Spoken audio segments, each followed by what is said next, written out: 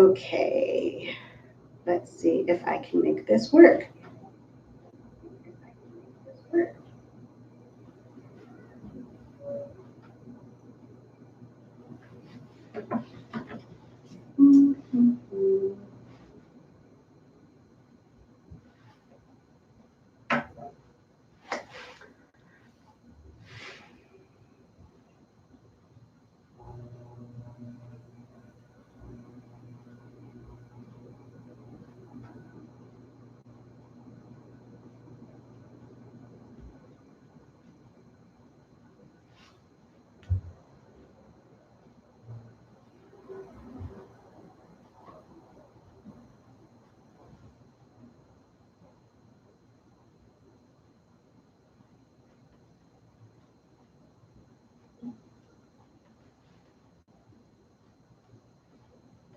Okay, so we had a problem with the first live stream, but now we are here for the second live stream.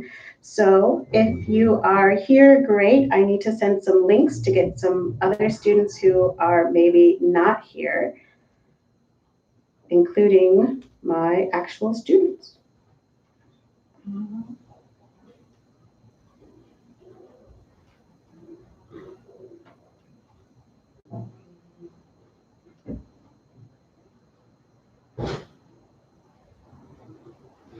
Okay, so on today's agenda, our plan for today is we're going to do our KW pronunciation. We're going to practice listening to real English questions. We're going to learn phrasal verbs, talk about say and tell, and then maybe talk a little bit about culture if there's time. If you would like to participate in the live chat, then if you have a question, please write QUE. If you're making a practice sentence, please write PRA. On the board, I have a couple of phrases that I want to teach you. The first one is in light of. In light of means because of or the result of something. So in light of coronavirus 19, in light of COVID-19, my students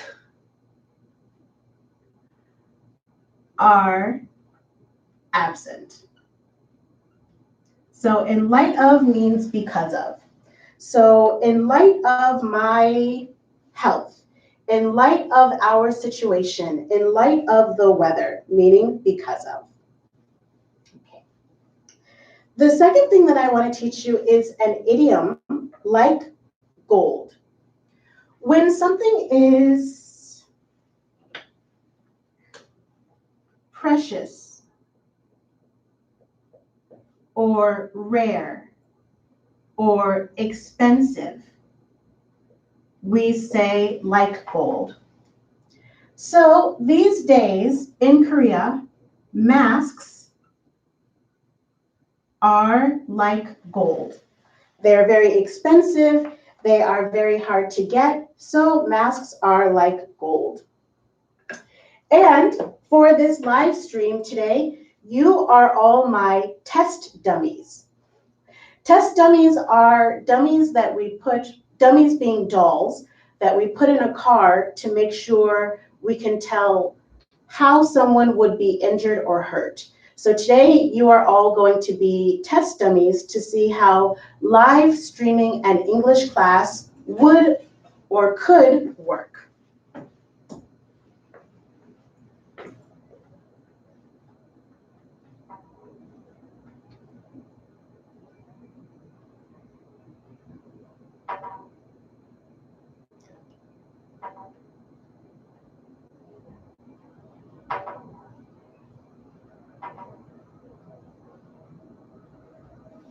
So let's start with book pronunciation. We're doing day 34, level 3, day 34. And our pronunciation is our KW sound.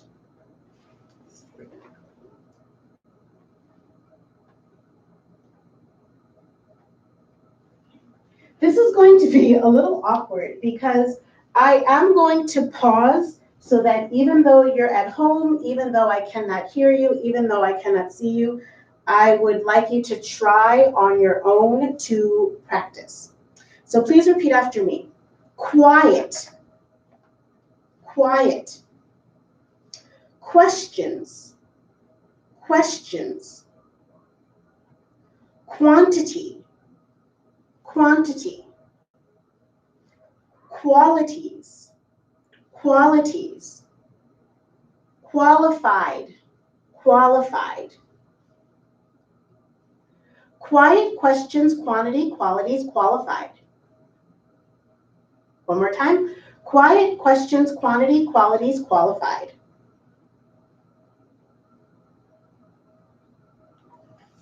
Now for when the Q is in the middle of the word. Require, request, equivalent, equipped, sequence. Require, request, equivalent, equipped, sequence.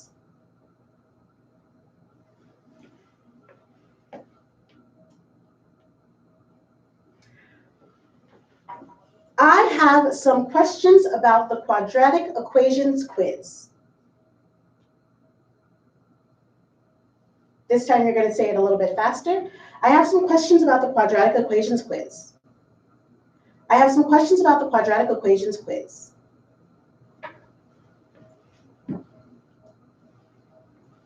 Quality is more important than quantity. Quality is more important than quantity. Quality is more important than quantity.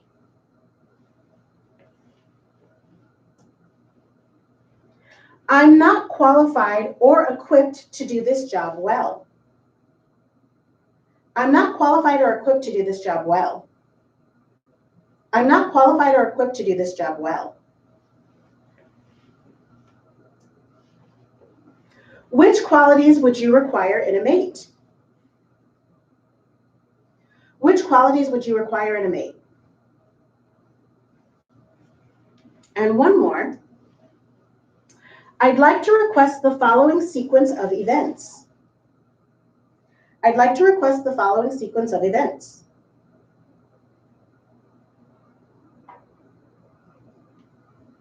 So that is our pronunciation from the book, but today I want to teach you some real English pronunciation that is very important if you are going to meet and speak with an English speaker.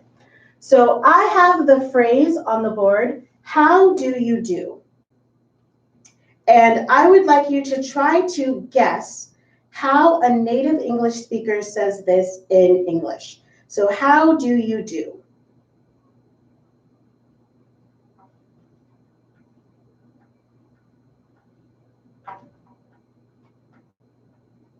Does anyone have a guess?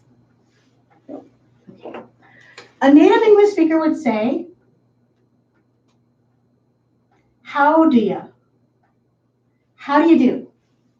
How do you do? If you have ever watched an American TV show that takes place in the South or somewhere like Texas, they often say howdy, howdy partner. So howdy comes from howdy up, how do you do? Howdy. If you're from the North, Northerners never say howdy, but Southerners say howdy. Okay. Next one is, how did you get here? As a teacher, my pronunciation is, how did you get here? When I'm talking with someone who I know, but maybe they're not close, I say, how do you get here? But how do I say this sentence if I am speaking very naturally to someone who is a very close friend? What would my pronunciation be?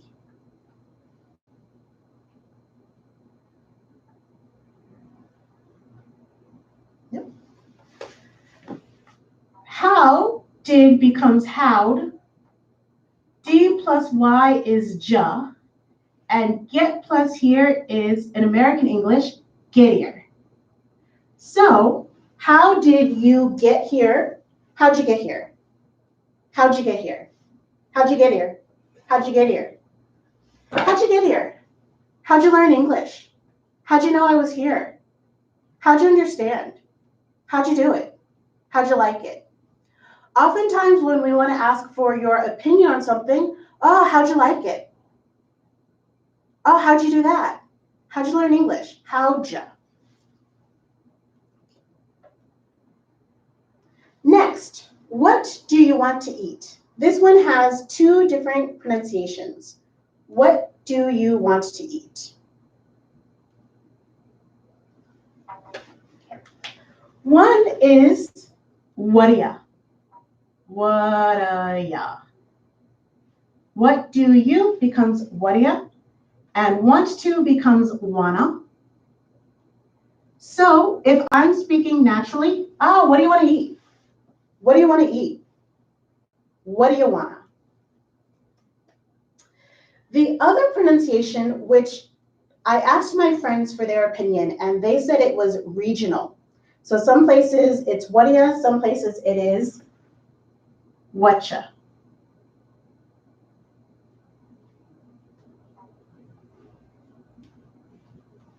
What you want to eat? We have one more. What did you tell her? What did you tell her? This becomes what'ya. What'd you tell her? Oh, what'd you tell her? What'd you say? What'd you do? The important thing about this is that this is not a way that you need to speak. So you don't need to say what'ja or how'ja or whatcha. This is a way that you need to listen. So if you're traveling abroad and you're meeting Americans, then you have to know that this is how we really speak when we are meeting people. Oh, how'd you like it? When'd you get here? What'd you do? The last thing I have is, how do you think about English? This sentence is wrong, wrong, wrong, wrong. Remember, in English, we use how for opinion and what for fact. Thinking is factual.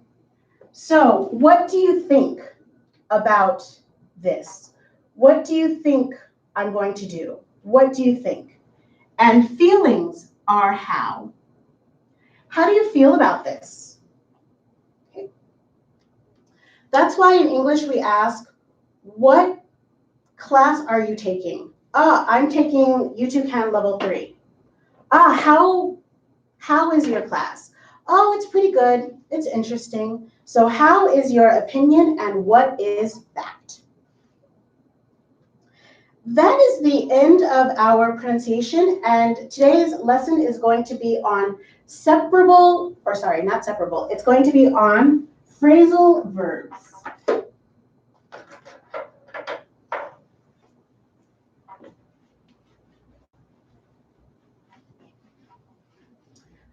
What is a phrasal verb and why is it important?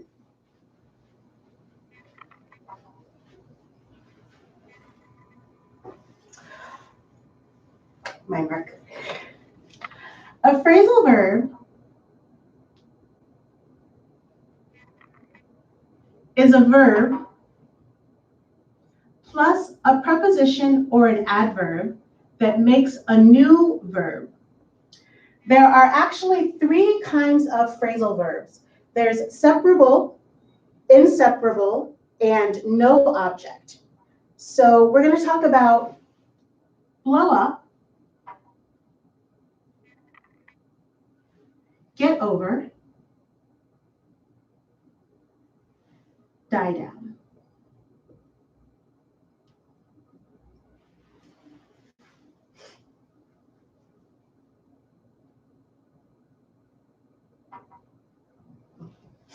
Blow up means explode. And it has multiple meanings of explode. So for example, I blew up. I gained a lot of weight. My mom blew up at me when I crashed her car. BTS has blown up in the last 3 years. So blow up means to explode and get larger.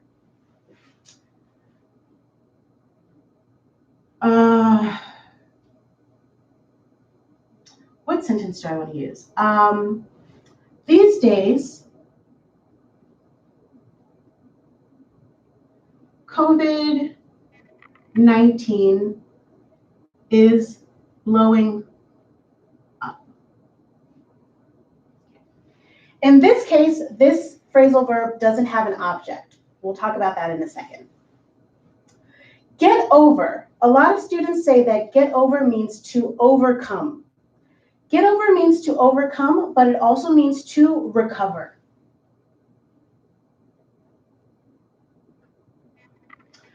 I had a cold last week.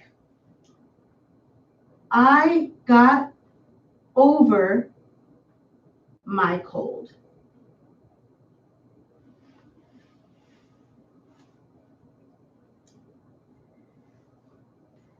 Die down means to become less strong, to become more quiet, usually for a situation.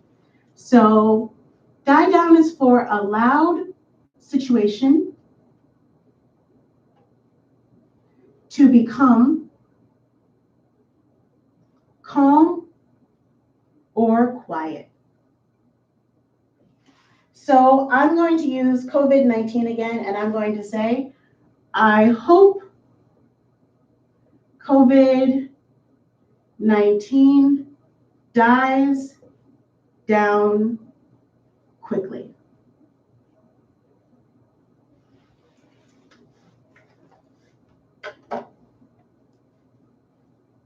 I hope you guys can read that. I tried to write bigger, but I forgot. Okay, in a separable phrasal verb, so my separable phrasal verb is going to be blow up. Blow up the bridge. Blow the bridge up. In this sentence, the bridge is my object, it's my noun, and my pronoun for the bridge is it, because it is a known object. So blow it up. In a separable phrasal verb, the pronoun has to go in the middle. If it doesn't go in the middle, you're changing the meaning. Get over my breakup.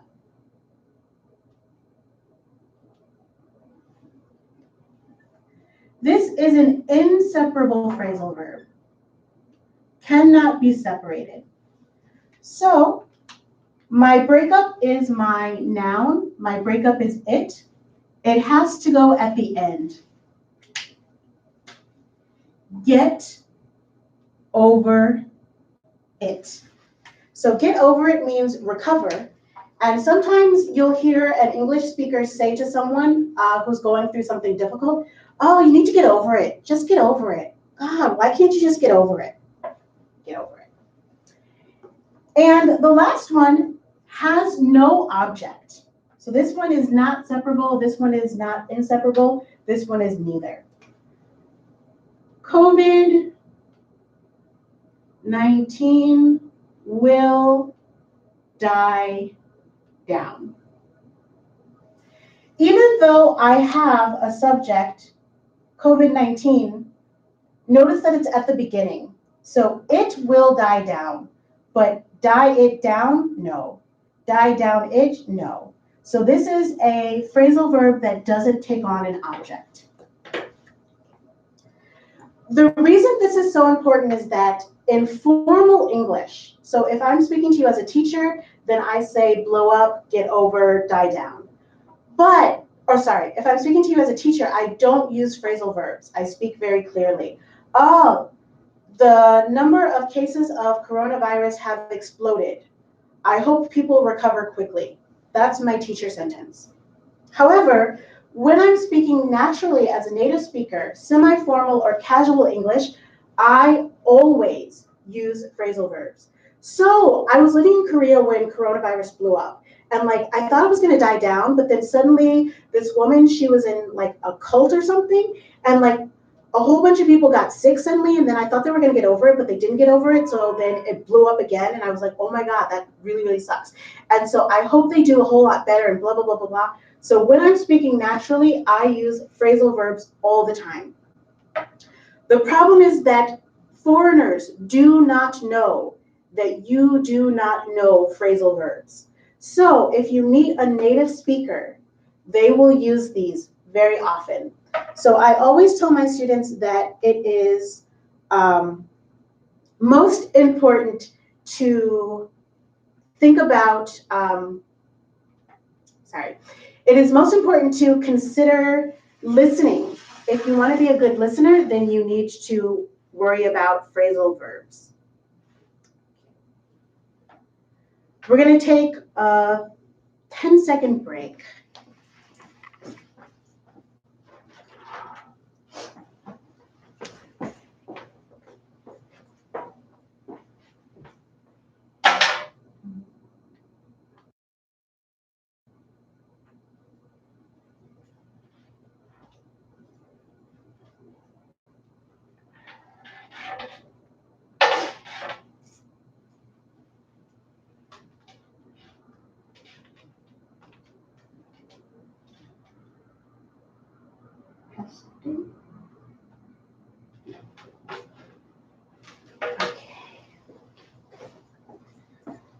Okay, I got a message in the chat that the sound isn't good, which is a little worrisome because I actually, in this classroom right now, I have 2 microphones, but I didn't plug them in, and now I'm wishing I had plugged them in. But I can't, because technology hates me.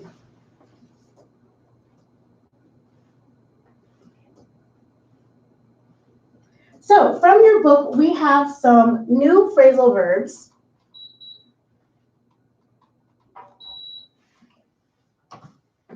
Samsung opened up new markets. Phrasal verb is open up, and open up means to start, to begin. So I opened up a restaurant.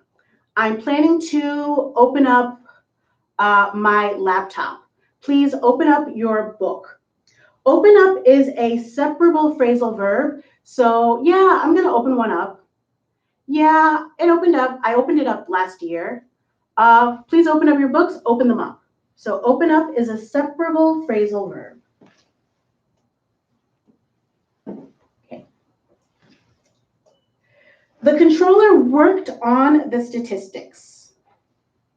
Work on is the phrasal verb, and work on means to do and improve. So for example, I'm working on my health. I'm trying to improve my health. I'm working on my assignment. I'm doing it in order to finish it. I'm working on my English. So do and improve. Work on is an inseparable phrasal verb. So please work on it. For example, I need to work on this sound. I need to work on it.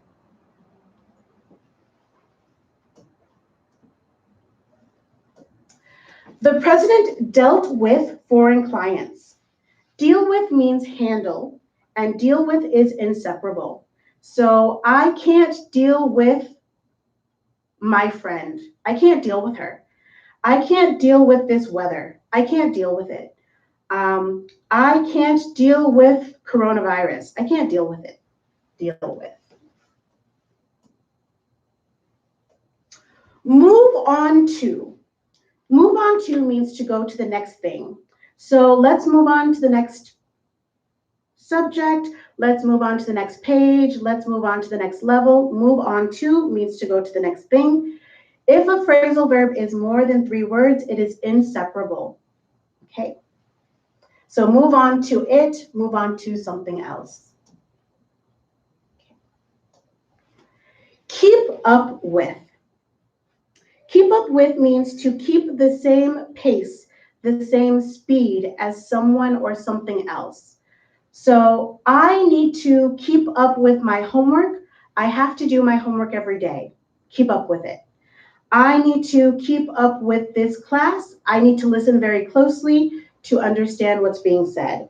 So keep up with means to keep the same speed, keep the same pace. The opposite of keep up with is catch up. Catch up means to close the space.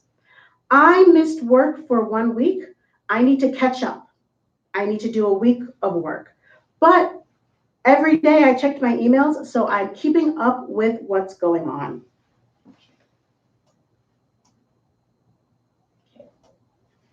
Try out. Try out is a separable phrasal verb meaning to test. So I'm going to try this out. Yeah, today I'm trying it out. I'm trying out YouTube live streaming. Try it out.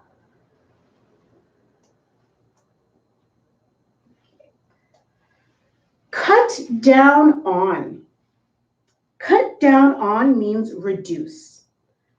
These days, Korea is trying to cut down on plastic waste. These days, I'm trying to cut down on my spending. Cut down on. Cut down on is 3 words, so it is inseparable. Cut down on it.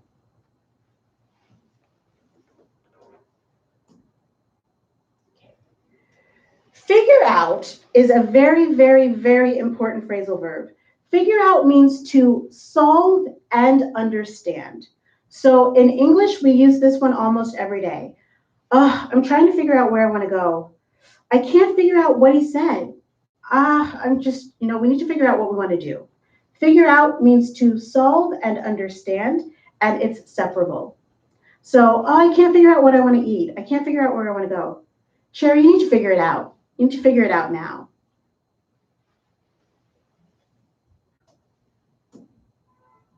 I had coffee this morning. This was not a good morning to have coffee. I just keep getting faster and faster. Okay. Come up with means to create.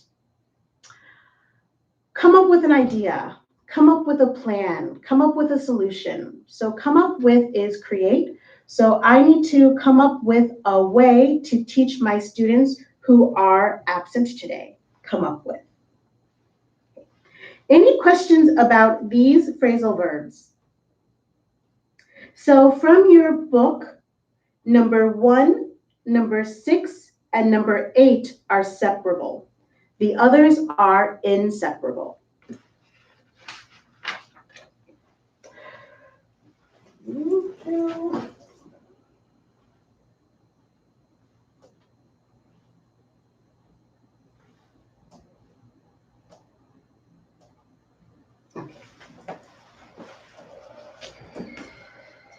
Set up. Set up means to establish. So I'm going to set up my computer. I'm going to set up a company. I'm going to set up my classroom. It's separable. So I'm going to set up a company. I'm going to set one up. Setup comes before open up. So first I have to set it up, then I open it up. So can you set up my notebook and can you open up Google?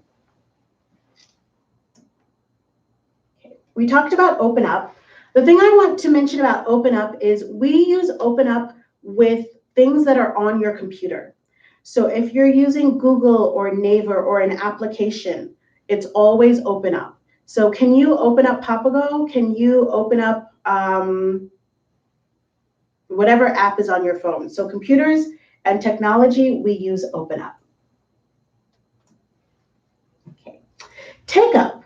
Take up means to start an activity, usually a hobby. So I'm going to take up Spanish. I'm going to take up golf. Take up is separable. So last year I took up Spanish.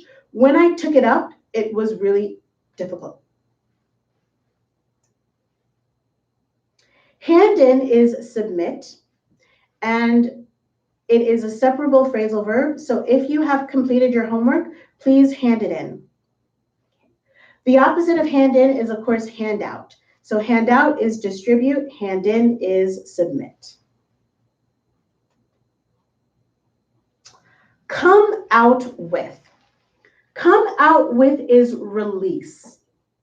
So come up with is create. Come out with is release. So first I come up with an idea, then I come out with a product. First I come up with a solution, then I come out with a statement. So come up with, create, come out with, release. Use up. Use up means to use all. So I used up all the markers.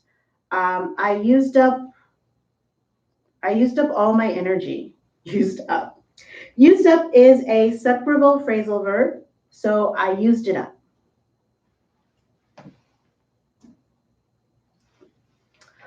Call in is request.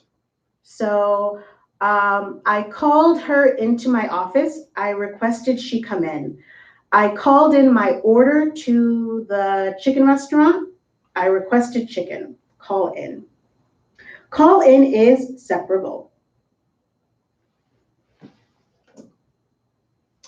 Look up. Look up is to find. So I looked it up on Naver. I looked it up in the dictionary. Look it up, separable phrasal verb.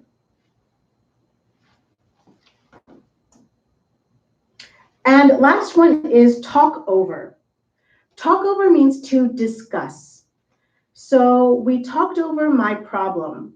We talked over my salary. We talked over a solution. So we discussed.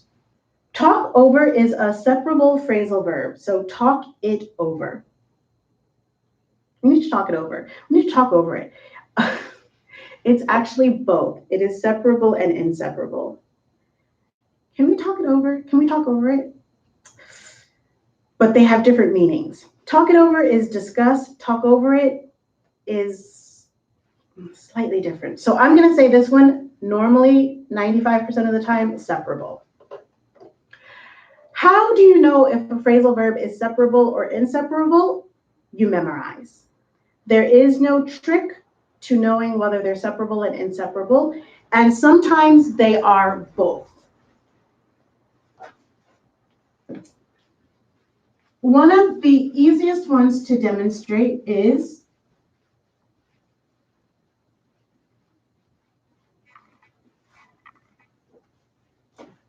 write over. We're going to use write my name over.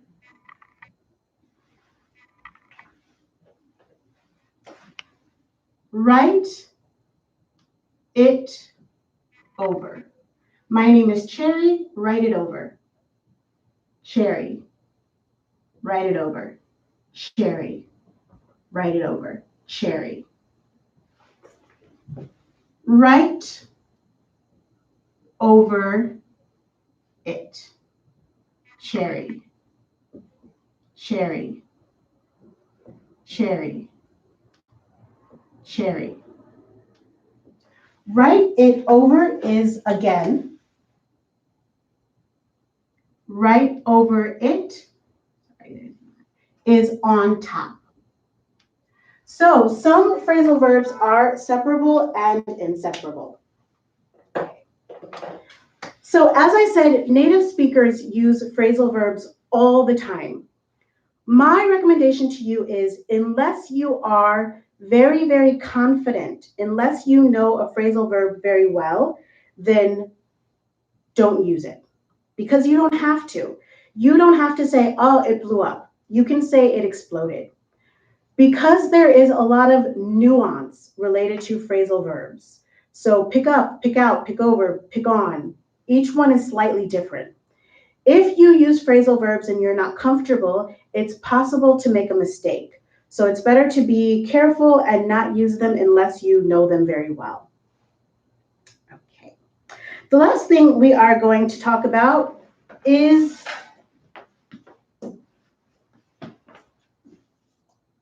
say.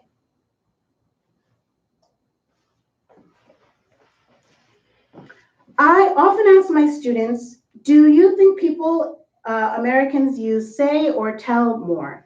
We almost always use say. He said, she said, I said, we said. So remember that tell is correct, but more often than not, say is more useful. So she told me her name is correct, but she said her name is also correct. So say can include tell. And so if you're trying to decide, do I use talk or tell or say, just use say. So I said what I want, I said where I'm going, I said what I want to do, I said. So you are officially done with your level 3 book, which means that it is time for level 4. For those of you who are my actual students and not my test dummies, tomorrow, if you have time, we will have class in Cafe Pascucci.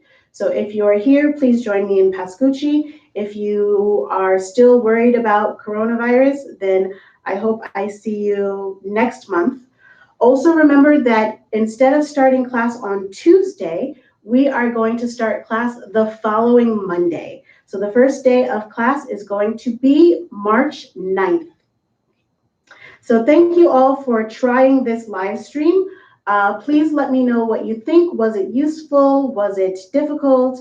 What was your opinion so that I can share your thoughts with the other teachers? Thank you. Have a fabulous day, and I will see you next time you're on YouTube. Bye.